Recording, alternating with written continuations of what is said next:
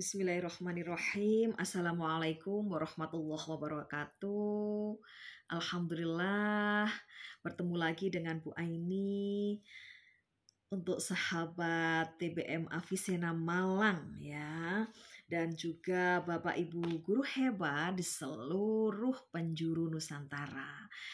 Baik, untuk kesempatan kali ini saya akan melanjutkan membacakan ya buku Habis Gelap Terbitlah Terang dari Bapak Armin Pane ya. Di sini saya akan melanjutkan di halaman 11. Bismillahirrahmanirrahim. Ini adalah kelanjutan dari di halaman sebelumnya ya. Kartini tidak suka bergaul jika terpaksa karena manusia itu hanya menertawainya saja. Karena adat negerinya dia tiada dapat mencari perlindungan kepada ibu bapaknya. Kepada hati jiwa mereka, sebab itu dicarinya pelipur hatinya yang sangat menanggung itu.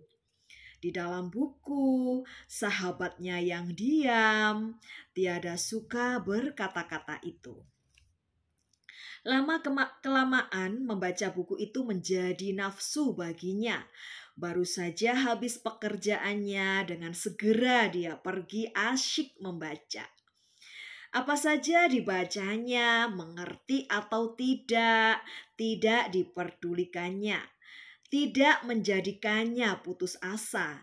Jika tidak mengerti, diulang sekali lagi. Jika belum juga, ditiga kalikannya.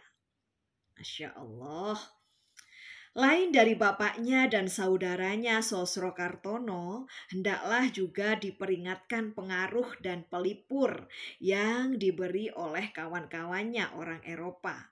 Pada mulanya Nyonya Oving Sur yang menjadi tempatnya berlindung, sehingga disebutnya ibu. Pergaulan mereka seolah-olah saudara kandung saja. Nyonya Oving Sur selamanya menggembirakannya ya, menyenangkannya juga.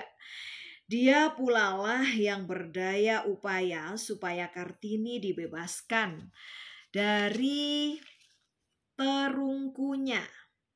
Tetapi tiada jarang dia merasa bimbang, mengingat apa jadinya Kartini nanti.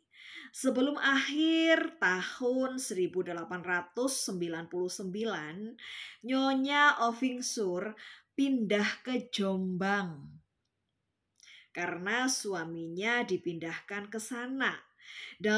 Pada itu Kartini telah berkirim surat dengan Nona Estelle Zihendelar di negeri Belanda. Waktu Kartini sudah berumur 16 tahun di tahun 1895, saudaranya perempuan nikah.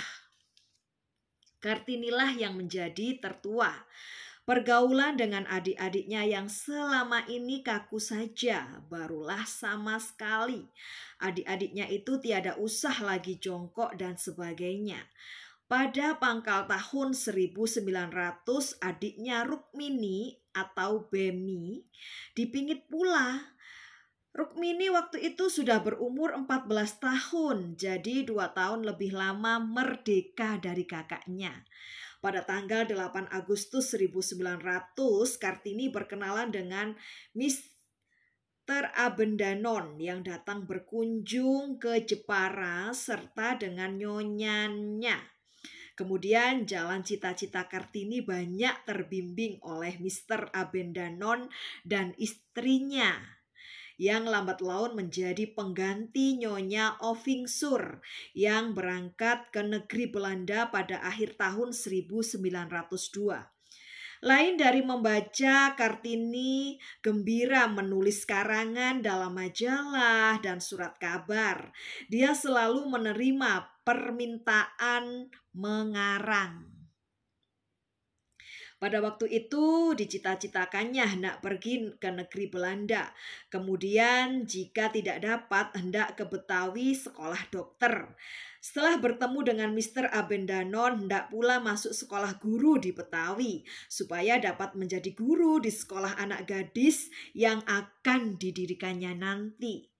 Kemudian ada pula dicita-citakannya hendak ke Mojowarno, belajar menjadi fruit fro atau di sini disebut dengan bidan. Di masa itu sending baru mulai berkembang di sana. Pada tahun 1902 Kartini berkenalan dengan Tuan Van Col dan nyonyanya Nelly yang sangat setuju dengan cita-cita Kartini hendak pergi ke negeri Belanda belajar.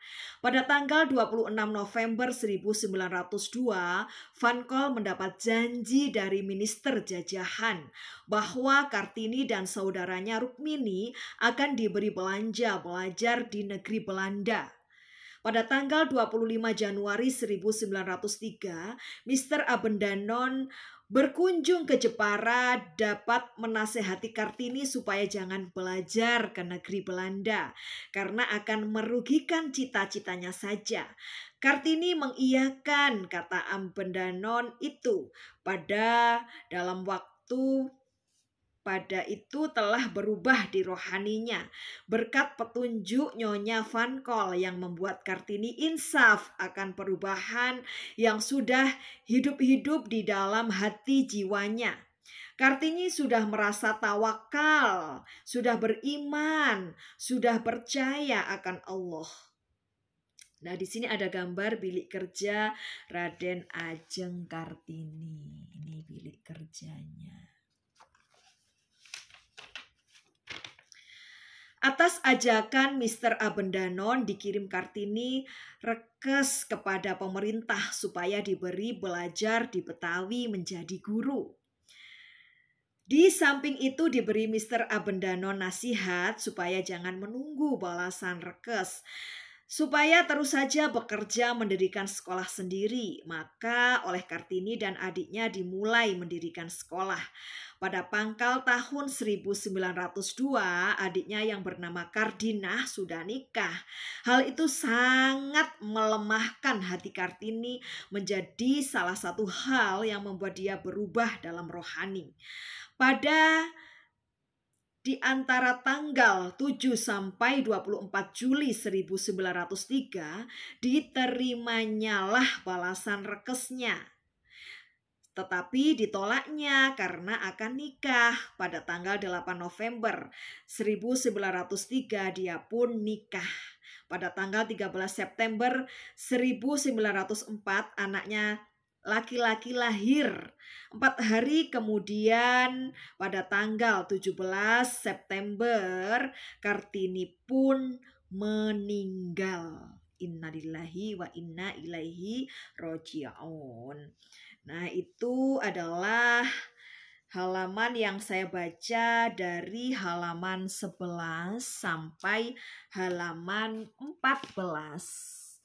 Dan selanjutnya saya akan membaca keadaan masyarakat ya. Di akhir halaman 14 ini tadi ditutup dengan kondisi Ibu R.A. Kartini yang telah berpulang ke rahmatullah. Ya, mudah-mudahan husnul khotimah dan juga diterima semua amal baiknya dan diberikan tempat yang terbaik di sisi Allah Subhanahu wa ta'ala. Amin, Allahumma amin. Terima kasih untuk sahabat TBM Avicenna Malang dan juga Bapak Ibu guru hebat seluruh penjuru Indonesia. Terima kasih saya ucapkan, mohon maaf apabila ada kekhilafan dan kekurangannya, dan saya akhiri. Wassalamualaikum warahmatullahi wabarakatuh. Terima kasih. Salam literasi. Sampai bertemu di Bu Aini membaca buku Habis Gelap Terbitlah Terang selanjutnya. Dadah.